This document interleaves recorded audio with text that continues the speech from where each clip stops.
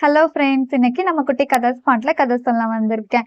நம்மளோட வீடியோவை எல்லாரும் பாக்குறீங்க, சப்ஸ்கிரைப் பண்ணி சப்போர்ட் பண்ணுங்க. இன்னைக்கு கதையோட டாபிக் வந்து அம்மாவின் கடைசி ஆசை. ஒரு சின்ன கிராமத்துல வந்து அருண்னு சொல்லிட்டு ஒரு சின்ன பையன் வந்து வாழ்ந்துட்டு வரான். அவன் வந்து ரொம்பவும் புத்திசாலியும் கூட.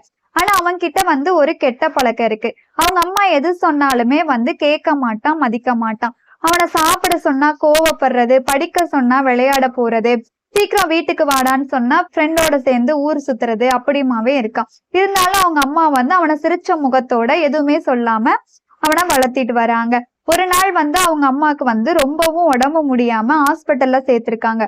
அப்ப அருணை கூப்பிட்டு, நீ வந்து நல்ல மனுஷனா வாழணும், எல்லாரையும் மதிக்கணும், நான் உன் கூடயே இருப்பேன் அப்படின்லாம் ஒண்ணும் கிடையாது அப்படின்னு சொல்றாங்க.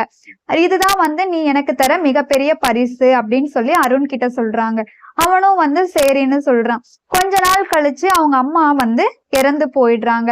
அவன் டெய்லியும் அவங்க அம்மாவை நினைச்சு, நீங்க இருக்கும்போது உங்க பேச்ச நான் கேட்கலையே, மதிக்கலையே அப்படின்னு சொல்லிட்டு டெய்லியும் அழுக ஆரம்பிச்சுட்டே இருக்கான். அப்போ அவனோட வாழ்க்கையே வந்து மாறுது. நல்லா படிக்கிறான், பெரிய வேலைக்கு போறான், ஏழை மாணவர்களுக்கு எல்லாருக்குமே உதவி செய்யறான். எங்கேயாவது ஒரு அம்மா போனா கூட அவங்கள மதிச்சு நின்னு பேசிட்டு போறான்.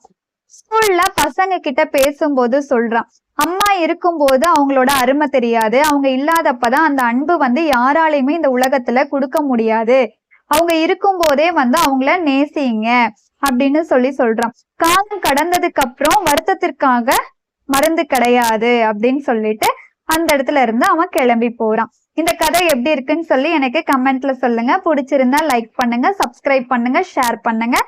நாளைக்கு இன்னொரு கதையோட வந்து நம்ம குட்டி கதை ஸ்பாட்ல உங்க எல்லாரையும் பாக்குறேன். பாய், தேங்க்யூ.